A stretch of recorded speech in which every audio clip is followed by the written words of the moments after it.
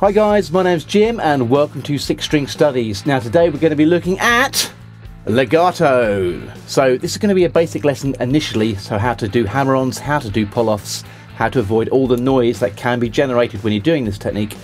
And then we're going to move on to some more advanced ideas so that some of the intermediate players amongst you have got something to practice basically. But if this is your first time here, welcome. I would invite you to subscribe and hit that bell notification button so you don't miss any lessons. Also, if you're a complete beginner, you can check out my guitar primer book. That's a free download for you and I'll leave a link in the description. Let's get to the lesson.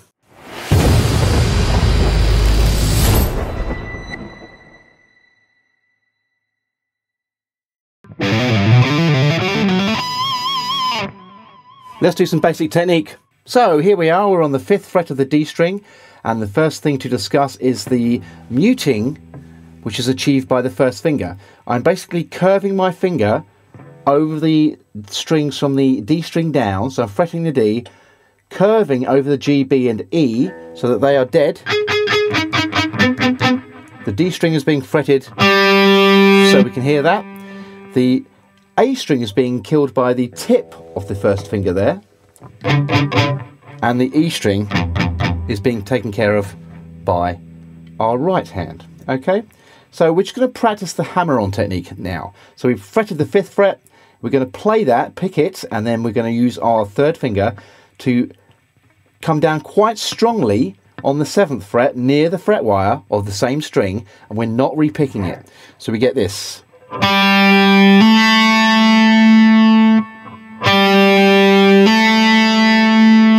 Now notice here, the knuckle joint is bent. We don't want any flattening of the fingers, otherwise we get this. You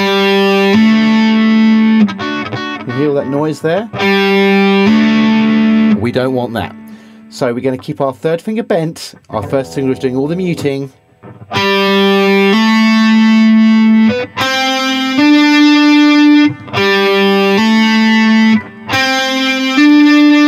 Just doing the same frets on the D and the G strings.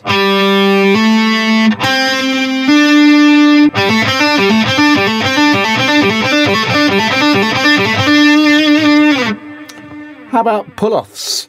It's kind of the opposite really. Your first finger is going to be in the same position, but it's got to be quite strong, okay? We're going to play the 7th fret and then we're going to pull it away and down, and we're kind of grabbing the string as we do that.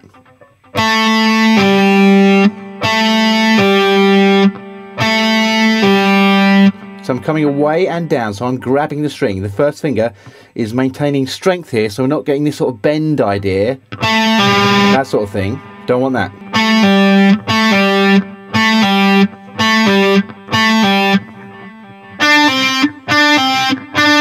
Now, if we're not muting the first finger correctly, or the mutes are not being performed by the first finger correctly, we can get this sound.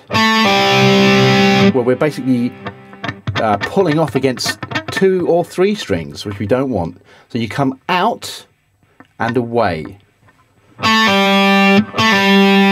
So we've got hammer and pull. So if we put them both together, hammer and then pull, 1 pick, don't forget, only 1 pick.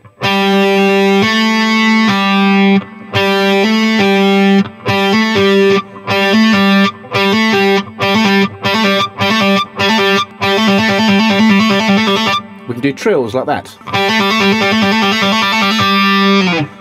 That's the basic technique. Okay, now the next thing to do is to use more than 1 finger to hammer on. We're going to be playing the 4th fret, the 5th fret and the 7th fret on the D string with fingers 1, 2 and 4. 3rd finger is not doing anything at the moment, okay? So we're going to play the 4th, hammer to the 5th, and then hammer to the 7th fret, like this.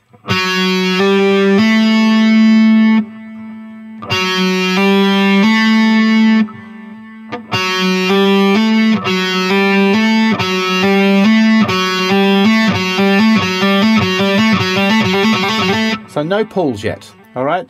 Now I suggest you try those against different strings. So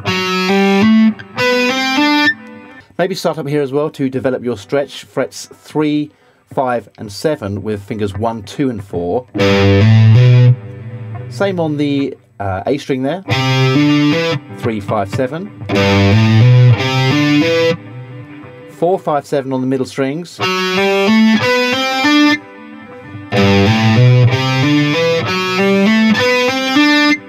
and then frets 5, 7 and 8 on the B and E string. So that's a G major scale. So as I go through, I'll get to there, my first finger's muting everything except for the A string.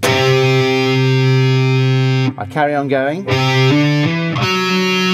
Now the first finger is muting the A and the G, B and E strings and fretting the D string. The right hand is laying on the E string. So we have.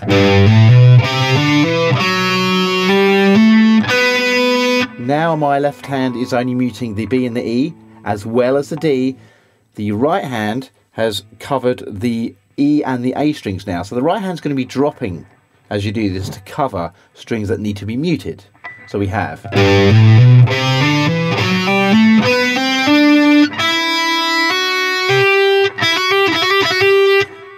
Now I'm only muting the E string and the G string. The right hand is doing everything else.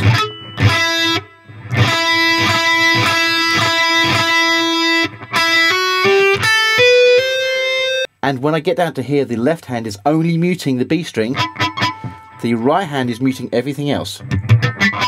Alright, so if I play all 6, only that E string is sounded.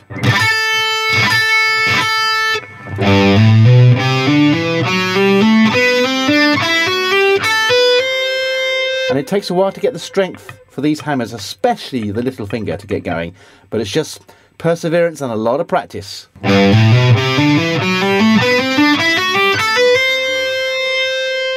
What about pull-offs? We could do it this way. Here's how I used to train it, or still do. You're going to go 4, 5, 7 on the same D string as we did before, with fingers 1, 2 and 4. Then you're going to place the first finger on the 4th fret of the G string. And then you're going to come back to pick the 7 on the D string and set up these fingers as well. 1, 2, 4 already set up. So you're going to play 7, pull off to 5 and then pull off to 4.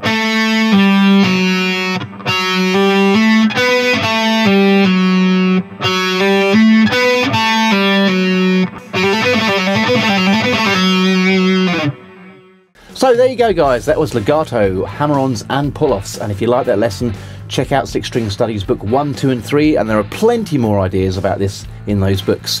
Don't forget to subscribe and hit the like button, and I'll see you next time. Bye bye!